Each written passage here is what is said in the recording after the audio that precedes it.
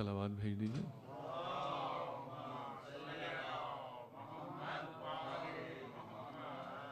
اعوذ باللہ السمیع العلیم من الشیطان اللعین الرجیم. بسم اللہ الرحمن الرحیم.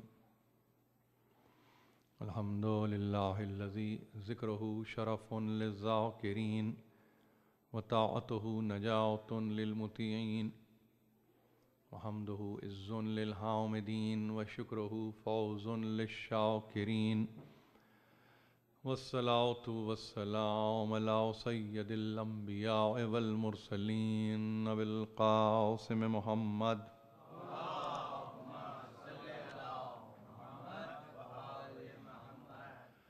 وأہل بیتہ الطیبین الطاہرین المعصومین المظلومین الذین اذھب اللہ عنہم الرجس وطہرہم تطہیرا.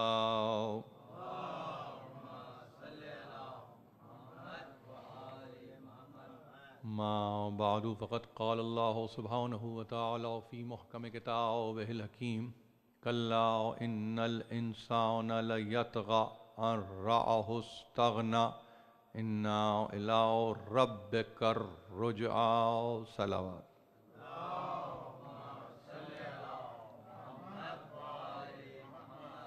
سامعین محترم، 21ویں رمضان کا دن تمام ہوا اور یہ سلسلے کی 22ویں تقریر ہے جو آپ کی خدمت میں پیش کی جا رہی ہے.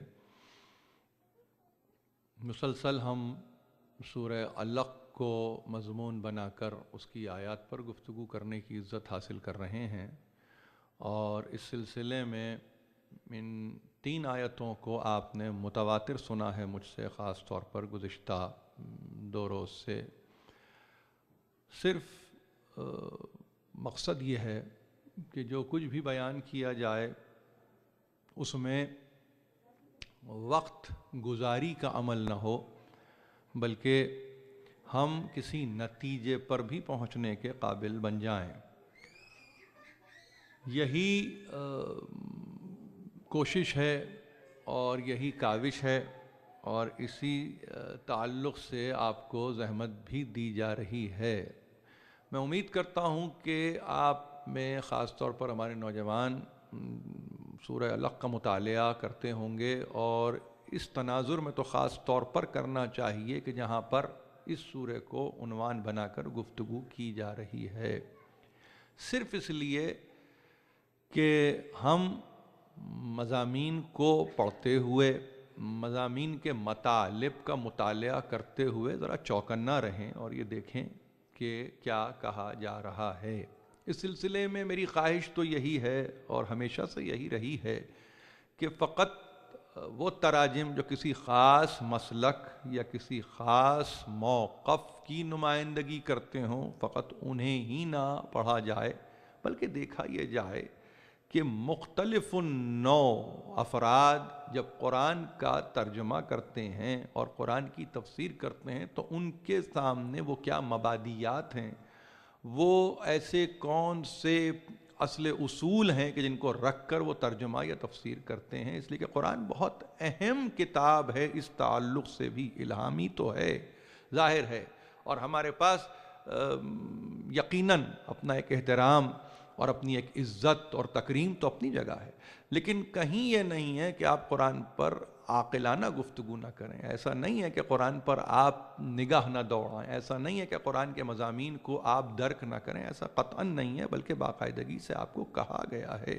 کہ سوچو، سمجھو، عبرت حاصل کرو. اگر عبرت پذیر کوئی کیفیت ہے تو اس سے عبرت حاصل کرو، اور کہیں ایسی کیفیت ہے کہ جہاں پہ یہ سمجھا جا سکتا ہے کہ ہاں ہم اس سے سبق حاصل کر سکتے ہیں تو اسے سبق حاصل کیا جائے. تاریخ میں رہ کے تاریخ سے عبرت ہے، مستقبل کو دیکھ کر اپنے آپ کو مستقبل کے لیے تیار کرنا ہے، حال میں جی کر اپنے احوال کو درست کرنا ہے. یہ قرآن ہے کہ اپنے مطالب کو اس انداز کے آپ کے سامنے پیش کر رہا ہے. اب اس میں ظاہر ہے کہ آپ کے سامنے 21ویں کا دن ہے یہ جو تمام ہوا، اور ہم نے یعنی اگر یہ کہوں کہ گزشتہ 2 روز سے خاص طور پر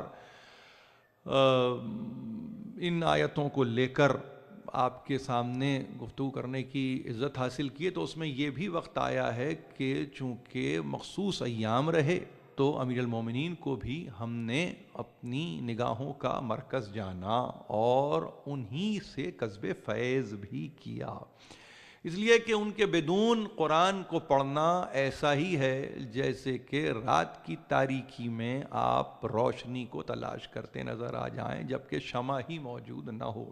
تو قرآن کے تعلق سے ہم نے ہمیشہ سے انہیں اس طور پر پایا ہے کہ وہ ہماری نہ صرف رہنمائی کرتے ہیں بلکہ چراغ ہدایت بن جاتے ہیں۔ سرکار امیر المومنین کا تذکرہ مسلسل ہوتا رہا، آج بھی ہم اس تذکرے سے خالی تو نہیں جائیں گے، اس لیے کہ دن بھی انہی کا ہے، وقت بھی انہی کا ہے، یوم بھی انہی کا ہے، تمام ہو رہا ہے، ظاہر ہے کہ تمام ہوتے ہوئے بھی تو دن تقاضا کرتا ہے کہ انہیں یاد رکھا جائے اور ان کے فرامین کا مطالعہ کیا جائے، دیکھا تو جائے کہ انہوں نے کیا کہا تھا۔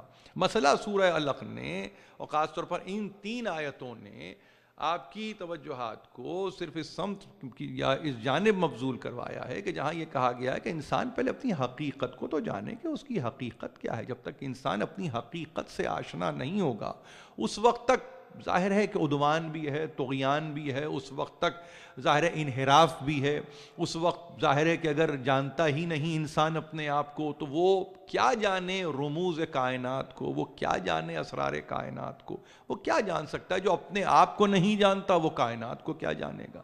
اور جو کائنات کو جاننے کا دعویٰ کرے تو یقیناً سب سے پہلے تفہیم میں تو اس کے یہ ہونا چاہیے کہ اس نے اپنے آپ کو کتنا جانا ہے۔ وہ انسان کہ جس کے متعلق قرآن مجید نے کہا اِنَّا خَلَقْنَا الْإِنسَانَ مِن نُطْفَةٍ أَمْشَاجٍ نَبْتَلِيهِ فَجَعَلْنَاهُ سَمِيعًا بَصِيرًا، یہ وہ انسان ہے کہ جس کی خلقت مخلوط نطفے سے ہوئی ہے۔ یہ کسی یک طرفہ کاوش اور کوشش کا نتیجہ نہیں تھا بلکہ یہ 2 طرفہ کوششیں تھیں جس کے نتیجے میں ایک انسان وجود پذیر ہو رہا تھا، ایک انسان ظاہر ہے کہ پیدا ہو رہا تھا، اور امشاج یعنی ملا جلا مخلوط نطفہ ہے جس کی پیدائش کا سبب بن رہا ہے۔ انسان کی پیدائش کا سبب یہ مخلوط نطفہ بن رہا ہے، اور پھر ہم نے اس کو اس مخلوط نطفے سے اس لیے خلق کیا ہے کہ ہمارے پیش نظر اس کا امتحان تھا، ہم اس کا امتحان لینا چاہتے ہیں۔ نبتلی ہے، ہم نے چاہا کہ ہم اس کو مبتلا کریں، ہم نے چاہا کہ ہم اس کو آزمائیں، ہم نے چاہا کہ ہم اس کو آزمائش کی منزل پر لائیں، بغیر غرض و غایت اس کی تخلیق نہیں ہوئی ہے، غرض ہے اس میں، اس تخلیق میں کہ اس کا امتحان لیا جائے۔ دنیا امتحان کی جا ہے، دنیا امتحان کا مقام ہے، دنیا دار الامتحان ہے، اور اگر دار الامتحان ہے تو یہ طے ہے کہ جہاں امتحان ہے پھر وہاں جزا نہیں ہے، ایک دوسری دنیا ہے جس کو دار جزا قرار دیا گیا ہے۔ یہاں پر امتحان اور اس کا نتیجہ، یہ نتیجہ امتحان وہ دنیا کہ جس کے لیے کہا گیا ہے کہ اپنے آپ کو رجعت سے غیر وابستہ نہ رکھنا، محروم نہ رکھنا، اس تصور رجعت کو ذہن نشین کر لینا کہ انسان کو ہر طور ہر حال اپنے معبود حقیقی کی جانب جانا ہوگا، رجوع کرنا ہوگا، رجعت ہے اس کی جانب۔ تو وہ انسان جس کی حقیقت ایسی رہی، اس کو مخلوط نطفے سے پیدا کر کے امتحان کی منزل پہ لا کے کھڑا کیا، اور اس کے بعد کہا کہ ہم نے امتحان چاہا فَجَعَلْنَاهُ سَمِيعًا بَصِيرًا، ہم نے اسے سنتا ہوا اور دیکھتا ہوا بنایا، امتحان کے تعلق سے اسے محروم بھی نہیں رکھا، یعنی جن فیکلٹیز کی ضرورت تھی ہم نے وہ فیکلٹیز اسے دی ہیں، اور اس کے بعد ہم یہ چاہتے ہیں کہ اپنی فیکلٹیز پر وہ اتنا عامل ہو جائے اور اتنا قادر ہو جائے کہ صحیح مصرف ہو صحیح اس کا استعمال ہو، جس کے نتیجے میں امتحان گاہ میں وہ امتحان دینے کے قابل ہو جائے۔ یہ ہے خلقت انسان کی کا سبب، یہ ہے اس کی وجہ، جس کو قرآن مجید نے سورہ دہر میں بیان کر دیا۔ اب قرآن کے پڑھنے والے جب قرآن کو پڑھتے ہیں تو وہ یہ بھی جانتے ہیں کہ دینے والا مالک حقیقی، مالک مطلق، مالک کے کون و مکان وہ دے رہا ہے، اور یہاں اس کا غرور ہے کہ بڑھ رہا ہے، یہاں اس کا تکبر ہے کہ بڑھ رہا ہے، یہاں استکبار کی منزل پر وہ آ رہا ہے، کبھی علو کرتا ہے، کبھی غلو کرتا ہے، کبھی فساد کرتا ہے، کبھی فتنہ پھیلاتا ہے، کبھی شر پا آمادہ ہو جاتا ہے۔ یہ انسان ہے۔ اسی مزاج کو دیکھتے ہوئے ظاہر ہے کہ ایک مرتبہ کہنا پڑا یا ایھا الانسان ما غرک بربک الکریم الذی خلقک فسواک فعدلک فی ای صورت ما شاء رکبک۔ دیکھو تم کاہے کے لیے یہ اپنے پیدا کرنے والے کے مقابلے پر کھڑے ہو رہے ہو، ایستادہ ہو رہے ہو، قیام کر رہے ہو اس کے مقابلے پر؟ کیا ضرورت ہے؟ تم اپنی حقیقت کو تو جانو۔ ارے سنو تو صحیح ہم تم سے کہتے کیا ہیں۔ اس نے تمہیں نہ صرف یہ کہ پیدا کیا، بلکہ اس نے بہتر طور پہ تمہیں سنوارا ہے، ایک صورت دی ہے، تمہارے اعضاء کو اس نے مناسب طرح سے خلق کیا ہے، اور جیسے اس نے چاہا اس کے جوڑ بند ویسے ہی اس نے ملا دیے ہیں۔ تم اس پہ نظر تو ڈالو، تم یہ تو بتاؤ کہ خود تمہارا اس میں کنٹریبیوشن کیا ہے۔ جس کا کنٹریبیوشن نہیں ہے، کنٹریبیوشن تو صفر ہے، مگر ایک مرتبہ بات کرتا ہے کہ گویا جیسے کہ اس کا تو حق ہے، یہ ہمارا حق تھا کہ پیدا ہوں، یہ ہمارا استحقاق تھا کہ ہم معرض وجود میں آئیں۔ کیا ہوا؟ کیا ہوا؟ بس یہی کہا کہ دیکھو اصل میں مسئلہ کیا ہے؟ انحراف اس لیے ہے کہ تم تکذیب کرتے ہو یوم دین کی۔ انحراف کی وجہ یہ ہے کہ تم آخرت پر یقین نہیں کرتے۔ میری گزشتہ تقاریر کو اٹھا کے دیکھیے، میں نے اسی لیے کہا تھا اس زمانے میں گفتگو کرتے ہوئے کہ یہ تقریریں جو اب میں کر رہا ہوں آپ کے لیے آسان ہو جائیں گی۔ مستقل سننے والے مجھے مسلسل سن رہے ہیں، ان کے لیے کوئی اشکال نہیں، کوئی تکلیف نہیں ہے، لیکن جہاں ذرا سا گیپ آ جاتا ہے تو وہاں پہ تکلیف پیدا ہو جاتی ہے کہ یہ میں کیا کہہ رہا ہوں۔ تو اس میں نہیں کہوں آپ سے، کسی وقت میں نے یہیں کی تقاریر میں نے عرض کیا ہے کہ یہ صرف مسئلہ ہے آخرت پر ایمان نہ لانا۔ یہ مسئلہ بن رہا ہے، انسان کے لیے رہتا ہے، جیتا ہے، جاگتا ہے، چل رہا ہے، پھر رہا ہے، سب کچھ اپنے مقام پر ہے، مگر حیرانی یہ ہے آخرت پر اس کا عدم یقین ہے، آخرت پر یقین نہیں رکھتا، بلکہ مرتا ہوا دیکھ رہا ہے، دفن ہوتا ہوا دیکھ رہا ہے، مگر پھر بھی یقین نہیں آ رہا ہے کہ ایسا اس کے ساتھ ہونے والا ہے۔ اس سے بڑھ کر اور کیا ہوگا؟ اس سے بڑھ کر کیا ہوگا؟ اور پھر یہی نہیں، تم تکذیب پہ تکذیب کرو، اور ہم تم سے کہہ رہے ہیں ہم نے تم پر محافظ مقرر کر دیے ہیں، ہم نے تم پر حافظین کو مقرر کیا ہو، وہ تمہاری نگرانی کر رہے ہیں، وہ مسلسل تمہیں دیکھ رہے ہیں۔ اور اس کے لیے ایک لفظ ہے کرامن کاتبین۔ وہ کون ہے؟ وہ کرامن کاتبین ہے، باعث تکریم ہے، عزت والے ہیں، جو مسلسل نامہ عمل ہے کہ وہ پر کیے جا رہے ہیں۔ اعمال تمہارے لکھ وہ رہے ہیں، اور عمل کی صورت ظاہر ہے کہ تم قائم کرتے ہو۔ یہ نامہ پیش ہو جائے گا اس کی بارگاہ میں، اور پھر یعلمون ما تفعلون، وہ جانتے ہیں کہ تم کیا کر رہے ہو۔ جس انسان کی اتنی نگرانی کی جا رہی ہو، اتنی سرویلنس کی جا رہی ہو، اتنا اس کے متعلق کڑی نظر یعنی رکھی جا رہی ہو، وہ انسان کیسے غیر متعلق ہو جاتا ہے؟ وہ انسان کیسے بے پرواہ ہو جاتا ہے؟ وہ انسان کیسے مستغنی ہو جاتا ہے؟ وہ انسان کیسے اپنے آپ کو یہ کہتا ہے کہ مجھے کوئی اب احتیاج نہیں، مجھے کوئی اب ضرورت نہیں ہے؟ ہاں، فقط اس کی وجہ یہ ہے کہ وہ اپنے نفس پر نگاہ ڈالتا ہے، تو کبھی مال کو دیکھتا ہے، کبھی ثروت کو دیکھتا ہے، اور سمجھتا ہے یہی کل اثاثہ ہے، جبکہ یہ جزو اثاثہ بھی نہیں ہے۔ کل اثاثہ کیا؟ یہ جزو اثاثہ بھی نہیں ہے۔ اس اثاثے کی بنیاد پر وہاں نجات نہیں ہے، نہ مال کی بنیاد پر نجات ہے، نہ اثاثے کی بنیاد پہ نجات ہے۔ نجات تو عمل پر ہے، وہ عمل جو ایمان پر قائم کیا گیا ہو، اس پر نجات ہے۔ ایسی صورت میں انسان نے اپنے آپ کو ظاہر ہے کہ آمادہ کسی چیز کے لیے نہیں کیا، اب اگر کیا تو کہا کہ بس ہم کو تو اس دنیا سے کام ہے۔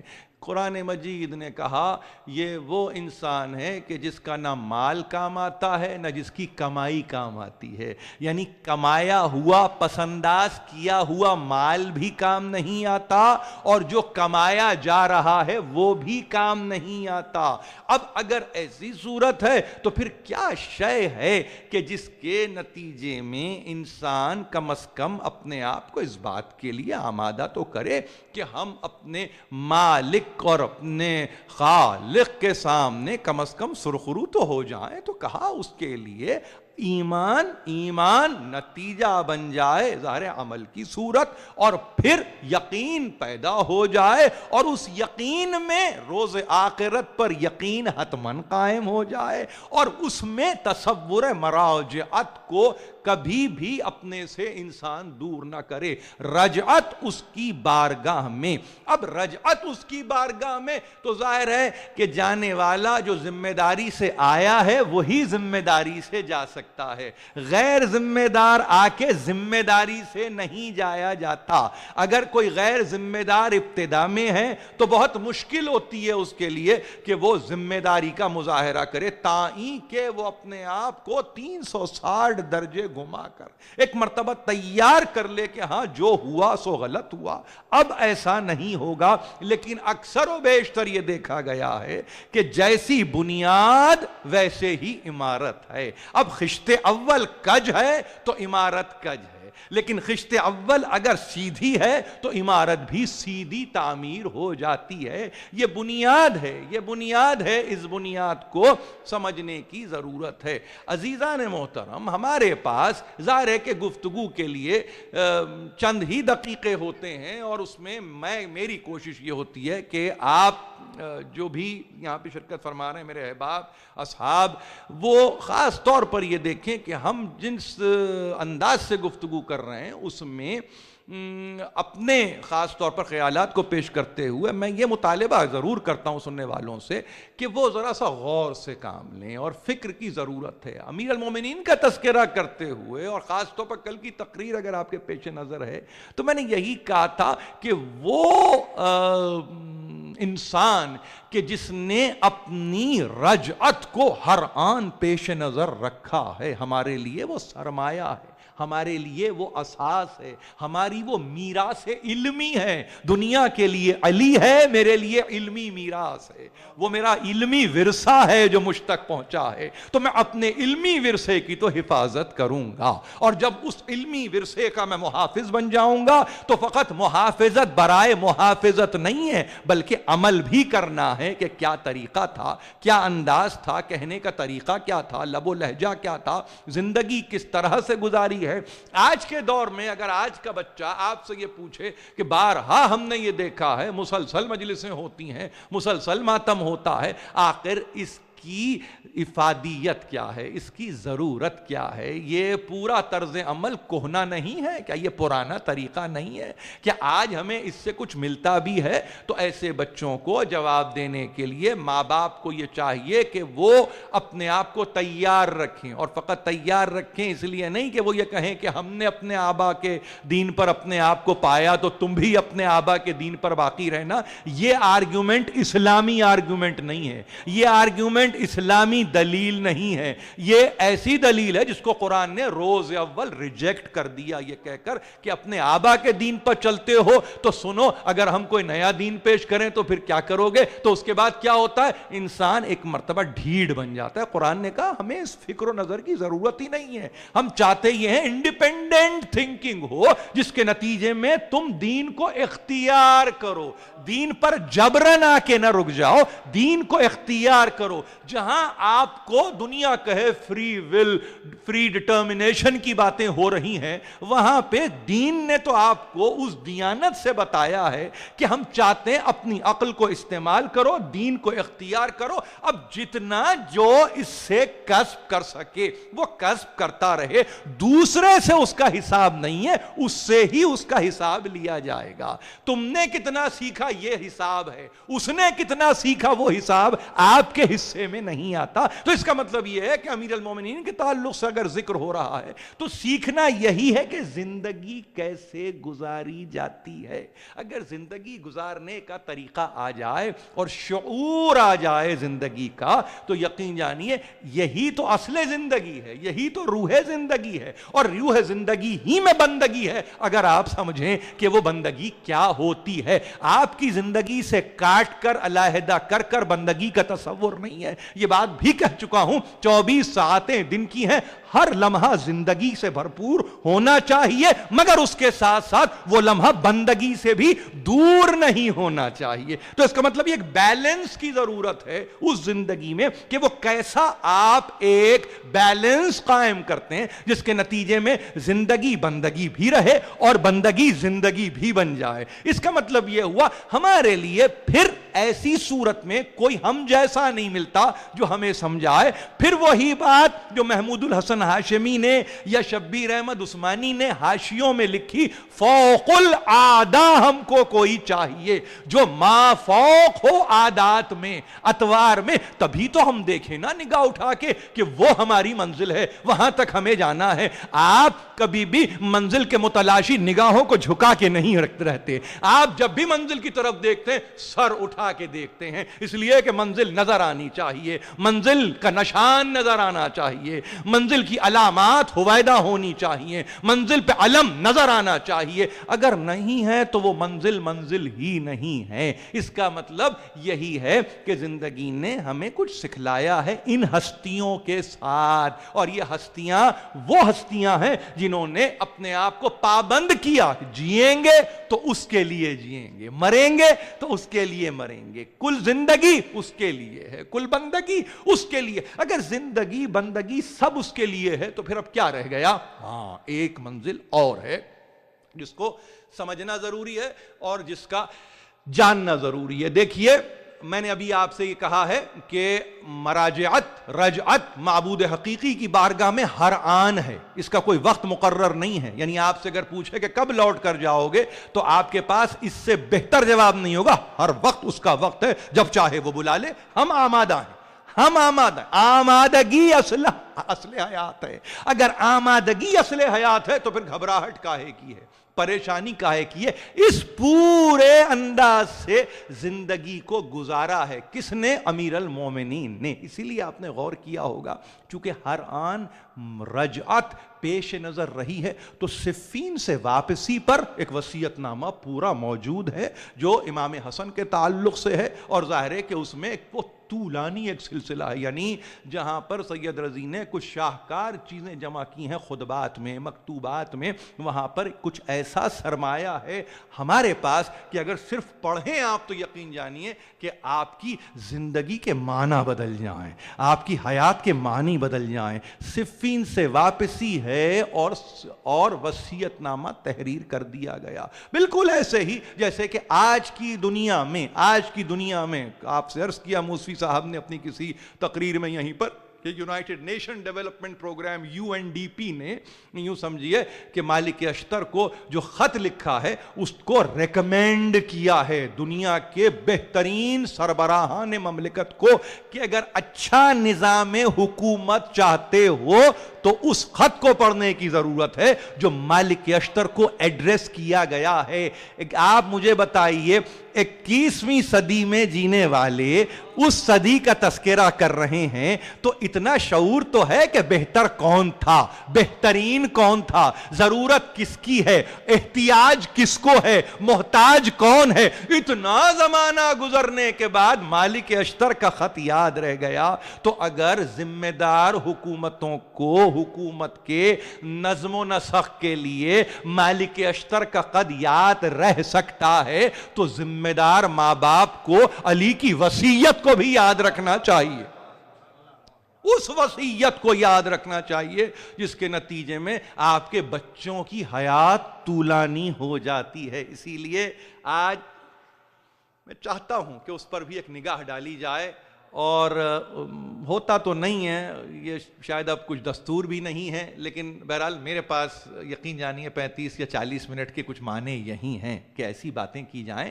کہ جو ہمارے لیے رہنما بن جائیں، ہمارے لیے ہدایت کا سامان بن جائیں. اور اگر میں یہاں تک آگے بڑھ کے کہوں، جانا تو سب کو اس دنیا سے ہے، مگر اسی وصیت کو اگر اپنی وصیت بنا کے بچوں کے حوالے کر دیں اور یہ کہیں یہی ہماری وصیت ہے تم کو، ہم یہ وصیت تمہیں کر رہے ہیں، تو یقین جانیے تعصی ہے. اسی کو اتباع کہتے ہیں، اسی کو اطاعت کہتے ہیں. آپ کو کچھ اور نہ کہنے کی ضرورت ہے، نہ سننے کی ضرورت ہے. جو زندگی کے پورے نچوڑ کو اپنی وصیت میں رکھ رہا ہو، کیا اس سے بہتر آپ وصیت کر سکتے ہیں؟ کیا آپ نے اس سے بہتر زندگی گزاری ہے؟ کبھی سمجھ سکتے ہیں کہ ہاں ہمارے تجربات ان کے تجربات سے کچھ مختلف ہیں، تو ہماری وصیت کا کچھ اور ہی رنگ ہوگا، ہماری وصیت کا کچھ اور ہی طریقہ ہوگا. میراث کے تعلق سے توصیہ کرنے کی ضرورت نہیں ہے، حق کے تعلق سے توصیہ کی ضرورت ہے، صبر کے تعلق سے توصیہ کی ضرورت ہے. سورہ عصر پڑھنے والے ہیں تو ظاہر ہے آپ جانتے ہیں وہاں یہ نہیں کہا کہ جاتے جاتے بس میراث کا تذکرہ وصیت میں ہو جائے. ملنے کی چیز ہے، بغیر کسی احتجاج کے مل جائے گی. زمانہ اتنا اچھا ہے، وہ زمانہ کچھ اور تھا، کسی کو احتجاج کرنا پڑا اپنی میراث کو حاصل کرنے کے لیے. آپ جس خطے میں ہیں نا، چیز آپ تک پہنچ جائے گی، وہ پراپرٹی ہو، وہ مال ہو، وہ دولت ہو، وہ کوئی قطع ارضی ہو، وہ کوئی جائیداد ہو، وہ کوئی بینک بیلنس ہو، مل جائے گا. مگر یہ جو توصیہ ہے حق کا، یہ جو صبر کی وصیت ہے، یہ کوئی کرنے والا نہیں ہے. اسی لیے مولا کائنات کے تعلق سے ایک دوسری وصیت کا بھی تذکرہ ہوا، اور یہ تو وصیت اس وقت ہے کہ جب ابن ملجم کی تلوار کی ضرب سر پہ لگ چکی تھی. سید رضی نے اس کو ڈاکومنٹ کر لیا، اور وہ شروع ہی اس طرح ہوتی ہے: اوصیکما بتقوی اللہ. تم دونوں کو، اب حسنین سے گفتگو ہو رہی ہے، تم دونوں کو میں اب وصیت کرتا ہوں. دیکھیے تقوی وصیت میں ہے، تقوی میراث میں نہیں ہے، تقوی وصیت میں ہے. بہت اہم بات ہے یہ، اس کو غور سے سن لیجئے. یہ حق نہیں ہے، یہ وصیت کے نتیجے میں ہے، توصیہ ہے. اوصیکما، میں تم دونوں کو وصیت کر رہا ہوں کہ اللہ سے ڈرو، خوف الہی پیش نظر رہے، خشیہ الہی تمہاری نگاہوں کے سامنے رہے. یہ تقوی ہے. تقوی یا ایھا الذین آمنوا اتقوا اللہ حق تقاتہ ولا تموتن الا وانتم مسلمون. جناب فاطمہ زہرا صلوات اللہ علیہا وسلامہ نے، یہ عجیب بات ہے کہ بھرے دربار میں، خلافت کے دربار میں کھڑے ہو کے اس آیت کی، آل عمران کی اس آیت کی تلاوت کی ہے کہ ایمان والو اللہ سے ڈرو جو حق ڈرنے کا ہو. وَلَا تَمُوتُنَّ إِلَّا وَأَنْتُمْ مُسْلِمُونَ. اس وقت تک نہیں مرنا جب تک کہ مسلمان نہ مرو. یہ کون ہے؟ جناب سیدہ ہیں، یعنی سامنے خلیفہ وقت بیٹھا ہے جو مصاحب خاص رہا ہے، نزدیک رہا ہے، بہت قریب رہا ہے، مگر درس کا بھولا ہوا کتنا ہی قریب رہا ہو، بہرحال بھولا ہوا ہے، اس کو یاد دلایا ہے. یاد دلایا ہے کہ دیکھو تقوی شعار زندگی ہے، تقوی معیار بندگی ہے. اگر یہ نہیں ہے تو عدل نہیں ہے، عدل نہیں ہے تو ظلم ہی ظلم ہے. ظاہر ہے اسی ظلم کے نتیجے میں تو میں یہاں آ کے کھڑی ہوئی ہوں. یہ کہاں کی گفتگو ہے جو ہو رہی ہے؟ کیسے امیر المومنین کے پیش نظر یہ نہ رہتا بچوں کو جاتے جاتے وہ جو ہما امامان کی منزل پر فائز ہیں ان سے یہ کہا جا رہا ہے. اس کا مطلب یہ ہے ایکسیپشنز کہیں نہیں ہیں، استثناء کہیں نہیں ہے. کتنے ہی بڑے آپ ہو جائیں، کتنے ہی متبحر آپ ہو جائیں، کتنے ہی آپ یوں سمجھیے کہ بڑے عالم بن جائیں، مگر یہ وصیت کی صورت تو باقی رہے گی. تبحر علمی کے نتیجے میں تقوی کم نہیں ہو جاتا. اس کی وصیت ہے، اس کا توصیہ ہے اوصیکما بتقوی اللہ. دیکھو تم دونوں کو میں اللہ سے ڈرنے کی وصیت کرتا ہوں. توصیہ لازمی ہے، اور یہ تو اپنے مقام پر ہے، بلکہ آگے چل کے بس اتنا کہا کہ جب دنیا کی بات آئے اور جب دنیا کے تعلق سے تذکرہ آئے تو پھر اب یہ دنیا تمہارے پیچھے لگی رہے، تم دنیا کے خواہش مند نہ ہونا، کہیں تم دنیا کے خواہش مند نہ بننا۔ وَلَا بَغَتْكُمَا، یہ لفظ ہے کہ دیکھو یہ دنیا ہے نا، دنیا خواہش کرے گی تمہاری، مگر کہیں تم دنیا کے خواہش مند نہ ہو جانا، اس لیے کہ دنیا کی خواہش کر کے دنیا ہی ملتی ہے، دین نہیں ملتا۔ جو دنیا کی خواہش کرتا ہے اسے دین نہیں ملتا، لیکن جس نے دین کی خواہش کی تو اس کو دنیا بھی ملتی ہے، دین بھی ملتا ہے۔ ایک اصول کو بیان کر دیا، یہ دنیا ہے، یہ دین ہے، خواہش مند نہ بننا۔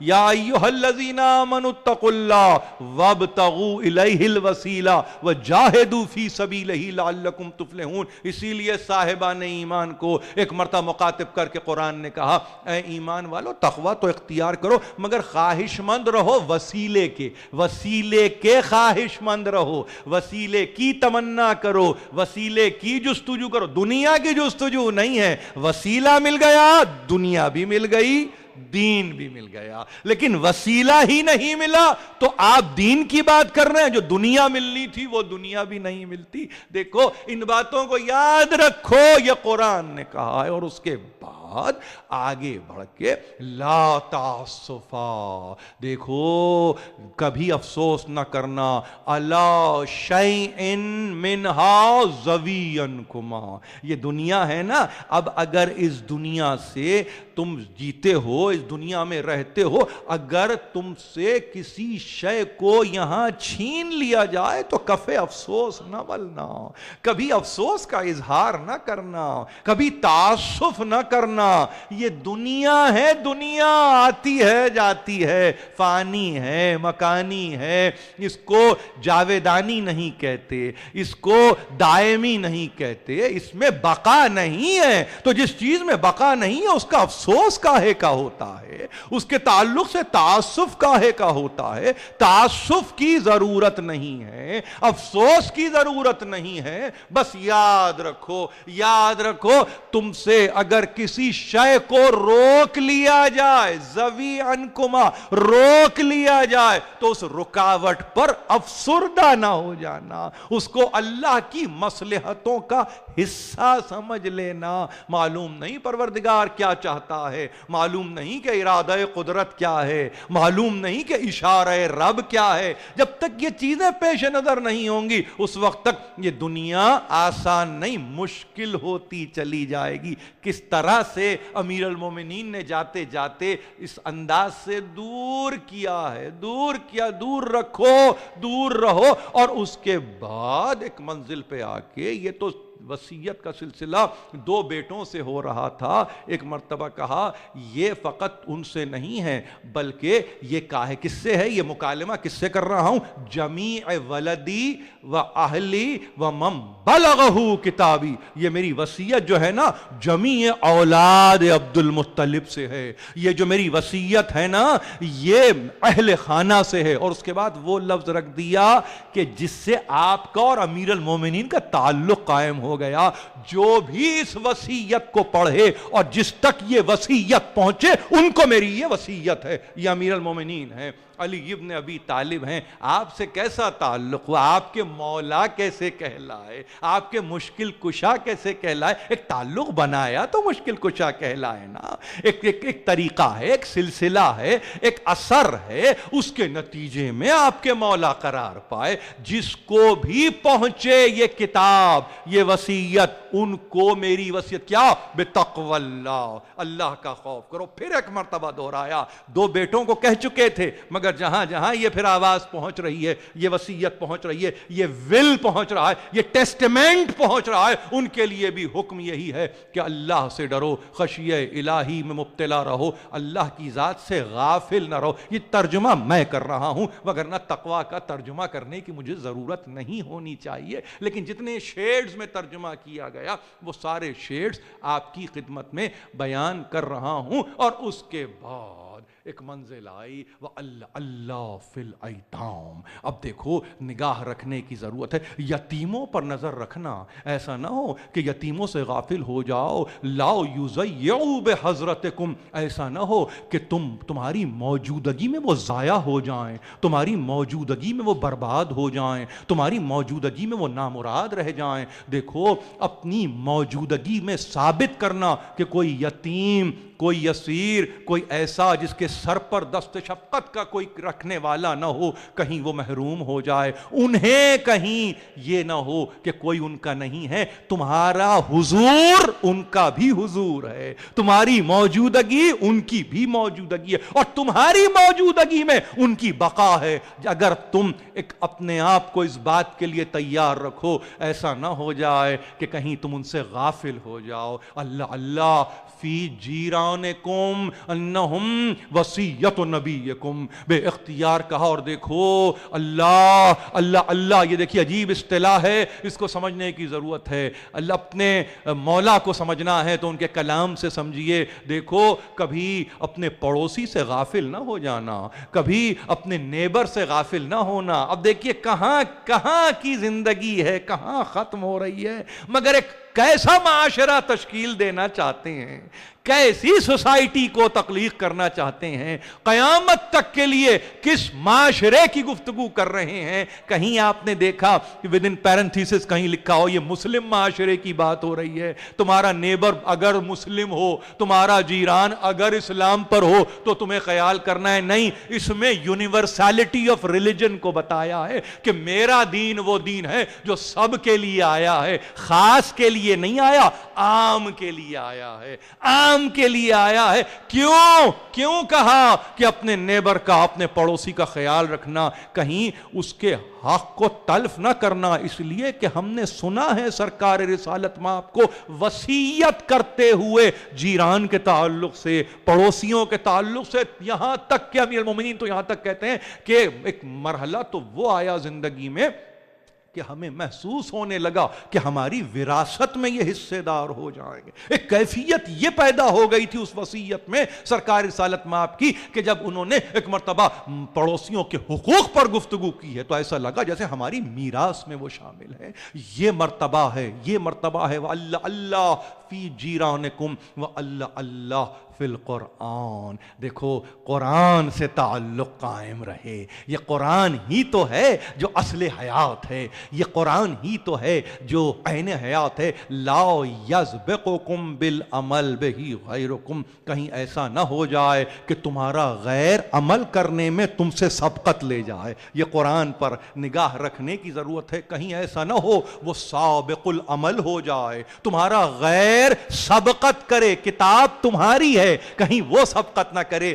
مغرب میں زندگی گزارنے والے جب یہ کہتے ہیں وہ سچ بولتے ہیں، ہم جھوٹ بولتے ہیں، وہ امانتوں میں خیانت نہیں کرتے، ہم خیانت کرتے ہیں، تو تکلیف ہوتی ہے اس وصیت کو سن کے اب کہیں سبقت نہ کرے تمہارا غیر، اس لیے کہ وہ اس کے اثرات کو اٹھا لے گا، وہ اس کے مغز کو اٹھا لے گا، وہ اس کی اچھائیوں کو اٹھا لے گا، اور نتیجے میں تم پیچھے رہ جاؤ گے. آج مسلمان سے پوچھا جاتا ہے کتاب تمہاری ہے جو ہدایت کی کتاب ہے اور تم ہی اس پہ عامل نہیں ہو، تم ہی اس کے پابند نہیں ہو، تو اس کا مطلب کیا ہوا؟ کسی نے کسی دور میں علی کی وصیت پہ عمل نہیں کیا ہے، جس کے نتیجے میں یہ آج کیفیت پیدا ہو رہی ہے. دیکھو یاد رکھو وَأَلَّا اللَّهُ فِي الْقُرْآنِ، قرآن کو اپنی نگاہوں کا محور بناتے رہنا. وَأَلَّا اللَّهُ فِي الصَّلَاةِ فَإِنَّهَا عُمُودُ دِينِكُمْ. دیکھو نماز سے غافل کبھی نہ ہونا. یہ نماز ہے جو تمہارے دین کا عمود ہے، تمہارے دین کا ستون ہے، تمہارے دین کا پلر ہے. اس پر دین کی عمارت قائم ہے. پلر نہیں ہے، چھت نہیں ہے، عمارت نہیں ہے. نماز کی وہ بنیادی حیثیت ہے. نماز سے غافل نہ ہونا. اللہ اللہ فی بیت اللہ. اور دیکھو کعبے سے کہیں ایسا نہ ہو کہ تم غافل ہو جاؤ، کعبے سے ایسا نہ ہو کہ کہیں غافل ہو جاؤ.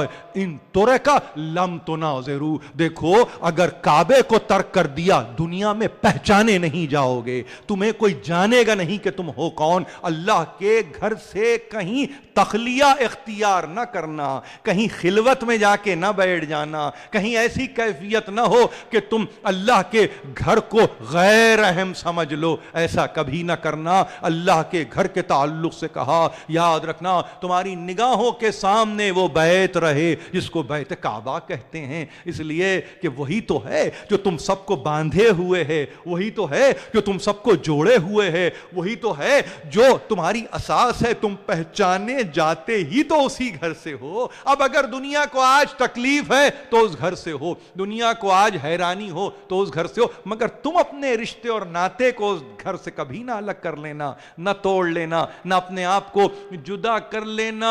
وَأَلَّا اللہ فی الجہاد، اور دیکھو جہاد سے بھی باخبر رہنے کی ضرورت ہے، اس سے کہیں بے خبر نہ ہونا۔ بِأَمْوَالِكُمْ وَأَلْسَنَتِكُمْ وَأَنفُسِكُمْ فِي سَبِيلِ اللَّهِ۔ عجیب تعریف کی ہے، جہاد کی تعریف کرتے ہوئے قتال کا تذکرہ نہیں کیا ہے، تلوار کو نکالنے کا تذکرہ نہیں کیا۔ علی سے بڑھ کے کوئی تلوار نکالے گا؟ علی سے بڑھ کے کوئی جہاد کر سکتا ہے؟ علی سے بڑھ کے کوئی راہ الہی میں قتال کر سکتا ہے؟ اسی لیے کہا محدود کر دیا فکر کو یہ کہہ کے کہ دیکھو جہاد سے بے خبر نہیں، باخبر اموال سے جہاد ہو، تمہاری زبان سے جہاد ہو، تمہارے نفسوں سے جہاد ہو، مگر جو بھی ہو راہ الہی میں ہو، فی سبیل اللہ ہو۔ اور دیکھو ایک بات اور یاد رکھنا، ظاہر امیر المومنین ہے، میں نے کہا نا پورے زمانے کے تجربات کا نچوڑ پیش کر رہے ہیں، کہیں ایسا نہ ہو کہ میں مر جاؤں تو قد قتل امیر المومنین کی آوازیں بلند کرتے ہوئے تم قتل عام کر دو، ایسا کبھی نہ کرنا۔ دیکھیے کیا بات ہے،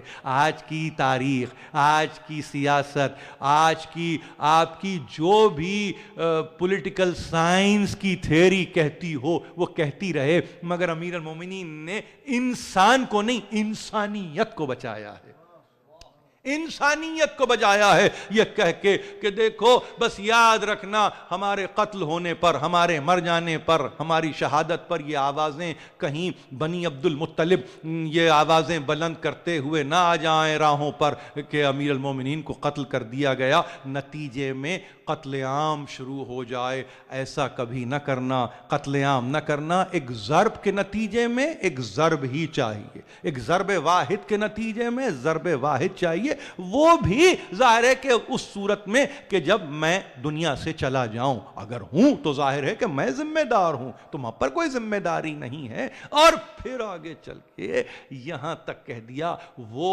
جو ایکسٹریمسٹ قوتیں اس زمانے میں رہا کرتی تھیں وہ پیش نظر تھیں، اس میں کچھ حکمت بھی تھی تاکہ قیامت تک کے لیے آئندہ آنے والی تشدد پر مبنی، جبر پر مبنی، استبداد پر مبنی جتنی قوتیں ہوں یہ علی کے کلام کو سن لیں اور محفوظ کر لیں۔ ایسا نہ ہو کہ جس نے قتل کیا ہو اس کا تم مسلح کر دو، اس کے تم اعضاء کو علیحدہ کر دو، اس کو تم چور چور کر دو، اس کو تم ایک مرتبہ کاٹ ڈالو۔ نہیں، میں نے سنا ہے تمہارے جد سے سمیتو جدکما رسول اللہ صلی اللہ علیہ وآلہ وسلم وہو یقول، جبکہ وہ کہتے تھے ایاکم بالمصلح ولو کلب العقور، دیکھو کسی کا مصلح نہ کرنا، کسی کو کاٹ نہ دینا،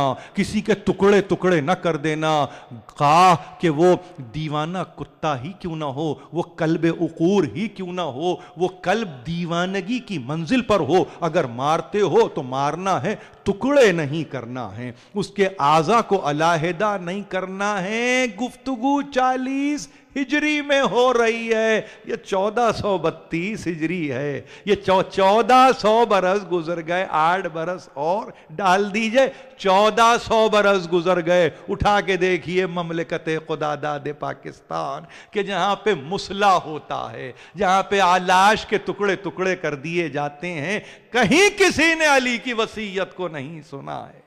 کہیں کسی نے علی کے توصیے کو نہیں سمجھا ہے. اسی لیے لازم ہے میرے بچوں، میری بہنیں جو سن رہے ہیں یہاں پر، میرے نوجوان، وہ اس وصیت کو اپنی زندگی کا محور بنائیں، اپنی زندگی کا محور بنائیں، اور پھر اس بات کے لیے آمادہ ہو جائیں کہ اب ہم ہیں جو حق بندگی اس انداز سے ادا کریں گے کہ علی کی وصیت پر ہم عامل ہو جائیں گے. دنیا سے گزرنا سب کو ہے. آج طے کر لیجئے 21 رمضان میں کہ ہم جاتے جاتے اس وصیت کو تحریر کر کے جائیں گے، اپنے ہاتھوں سے تحریر کر کے جائیں گے. تو اس وصیت کی تحریر میں بھی ثواب ہے، فقط اس کے بتلانے میں نہیں، اس کی تحریر میں بھی ثواب ہے. قیامت کے دن کم از کم آپ یہ کہیں گے نا مولا کے سامنے، مولا اپنے دل سے کوئی بات نہیں کی تھی، جو حسنین کو وصیت کی تھی بعین ہی وہی وصیت اپنے بچوں کو کر کے آ رہا ہوں. اب اس کے بعد کیا رہ جاتا ہے، کیا ذمہ داری ہے ایک مسلمان پر، سوا اس کے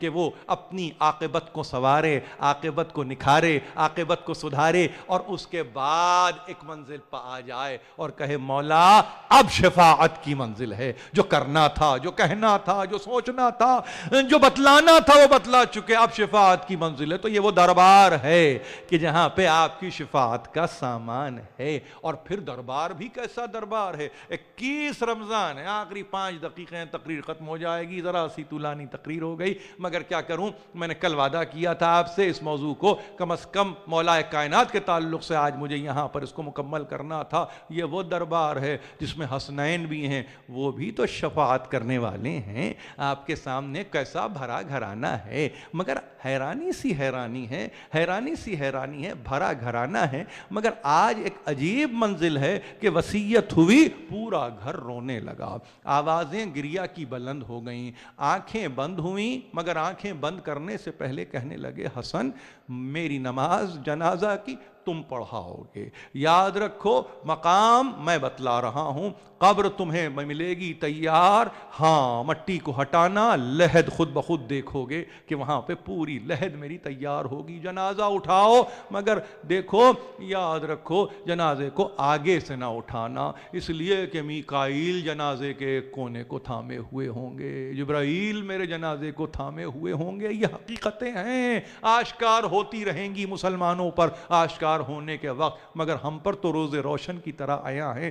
بالکل یہی ہوا. کفن کی گفتگو، دفن کا انتظام، اس سے متعلق گفتگو، کافور کی گفتگو، حنوط کی گفتگو، ساری گفتگو کرنے کے بعد ایک مرتبہ اپنی آنکھوں کو بند کیا، گریہ بلند ہوا. کہنے والوں نے کہا آسمان سے آوازیں آ رہی تھیں گریہ کی، ملائکہ کی آوازیں آ رہی تھیں گریہ کی. سننے والوں نے سنا ہے، خوب سنا ہے، مگر ایک بات یاد رکھیے، اس پورے ماحول میں ہاں جہاں اتنی بلند آوازیں تھیں وہاں عباس کی بھی آواز تھی. بلند آواز میں نوحہ، بلند آواز میں ماتم، سر پہ خاک کو ڈالنا، سب ہاتھوں کو مارنا، اپنے سینے کو چاک کر دینا. دیکھا، دنیا نے دیکھا اس بچے کو، ماتم گناہ ہے، نوحہ گناہ ہے. جنازہ اٹھا، اسی طرح سے اٹھا جس طرح سے کہا گیا تھا. یا ظاہر ہے غسل ہوا، سب اپنے مقام پر وہ معاملات طے ہیں، مگر کہ مجھے کسی اور منزل پہ جانا ہے. اب وہ جنازہ چلا، پیچھے سے حسنین نے تھاما ہوا تھا، آگے سے جنازہ خود بخود چل رہا تھا. ایک مقام بلند پہ جا کے جنازہ رک گیا، ایک مرتبہ تھم گیا، ٹھہر گیا. قبر کی مٹی کو ہٹایا، زمین سے مٹی کو الگ کیا، تو اب جو دیکھا تو دیکھا پوری لحد تیار ہے. اس لحد میں رکھ دیا گیا ہے اس جنازے کو. یہ بھی علی ابن ابی طالب کا کمال ہے کہ جاتے ہوئے کہا اگر یہ دیکھو کہ رکھنے کے بعد میرا جنازہ، میرا جسد نظر نہ آئے تو پریشان نہ ہونا، اس لیے کہ مشرق و مغرب میں اگر وسیع اور نبی علیحدہ ہیں تو وہ کہیں نہ کہیں ملتے ہیں. پھر اس کے بعد جنازہ واپس لحد میں آ جاتا ہے. یہ پوری گفتگو موجود ہے، جتنے مصائب کے خلاصے ہوں، کتابیں ہوں، اس کو اٹھا کے دیکھیے، آپ محسوس کریں گے کہ اس میں کچھ ایسی باتیں ہیں جس کو ہو سکتا ہے کہ ممبر پوری طرح بیان نہ کر پاتا ہو، مگر اس کے باوجود تذکرہ تو ہو رہا ہے. ہاں وہاں سب کچھ ہو گیا، وہاں سب کچھ ہو گیا. بنی ہوئی لحد، تیار لحد میں علی کے جسد کو رکھ دیا گیا، قبر کو بند کر دیا گیا. مشکل سے بچے واپس ہوئے تو اب جو دیکھا گزرتے ہوئے تو ایک آواز آئی آنے والے تیسرا دن ہے آج تک تو نہیں آیا, 3 دن گزر گئے مگر ابھی تک تو نہیں آیا, کہاں رہ گیا ہے, کہاں رہ گیا ہے, میں بھوکا ہوں, میں پیاسا ہوں. ایک مرتبہ گزرتے ہوئے حسن مجتبیٰ نے نگاہ ڈالی تو دیکھا کہ ایک شجر کے سائے میں ایک ضعیف نابینا بیٹھا ہوا ہے, مسلسل رو رہا ہے اور بس یہی کہتا ہے آنے والے تیسرا دن ہے, منتظر ہوں, آج نہیں آیا, تو کل گزشتہ کل نہیں آیا, 3 روز سے تیری زیارت سے محروم ہوں, تو نہیں آیا. ایک مرتبہ حسن مجتبیٰ جا کے بیٹھ گئے اور کہا کیا کہتے ہو, اپنی کیا داستان بتاتے ہو. بے اختیار کہنے لگا کہ کیا تو آ گیا ہے, کیا تو آ گیا ہے. کہا کس کا تذکرہ کر رہا ہے, کہا سننا چاہتے ہو کس کا تذکرہ کرتا ہوں, میں بھوکا ہوں, میں پیاسا ہوں, غذا میرے پاس نہیں ہے, کھانے کو میرے پاس روٹی نہیں ہے. اس کا عالم یہ تھا, ایک شخص تھا, آتا تھا, میرے سر میں شانہ کیا کرتا تھا, اگر نہلانا ہوتا تو مجھے نہلاتا تھا. اس کی کیفیت یہ کہ مجھے غذا سے آراستہ کرتا تھا, مجھے پیراستہ کرتا تھا, وہ میری تمام ضروریات کا خیال رکھتا تھا. مگر 3 دن ہو گئے وہ نہ آیا, 3 دن ہو گئے وہ نہ آیا. کیا تم اس کو جانتے ہو؟ حسن مجتبیٰ نے رونا شروع کیا. ایک مرتبہ کہا تم سننا چاہتے ہو وہ کون تھے؟ ارے وہ مولا تھے, مشکل کشا تھے, امیر المومنین تھے, علی ابن ابی طالب تھے. ارے میرے مولا میری خدمت کے مامور تھے, میرے مولا اس طرح سے آتے تھے. اچھا تو ایسا کرو ذرا مجھے سہارا تو دو, مجھے سہارا تو دو. ایک مرتبہ سہارا دیا, کہا اس قبر پہ لے جا کے مجھے ڈال دو, اس قبر پہ لے جا کے مجھے ڈال دو. حسنین نے سہارا دیا, اس ضعیف نابینا کو لے جا کر امیر المومنین کی قبر پہ ڈال دیا. ایک مرتبہ قبر سے لپٹ کے کہنے لگا اب میرا والی کون ہے, اب میرا مولا کون ہے, اب میرا آقا کون ہے؟ جہاں تو گیا ہے نا وہاں مجھے بلا. الہی و سیدی و مولایا و ربی. پروردگار اس قلیل توسل کو ہم سے قبول فرما. جو پریشان حال ہیں ان کی پریشانیوں کو دور کر, جو بیمار ہیں ان کو شفاء کامل عطا کر, جو بے روزگار ہیں ان کو روزی مہیا کر. پروردگار ہمیں کوئی غم نہ دے سوا غم آل محمد کے, تعجیل فرما, ظہور حجت فرما.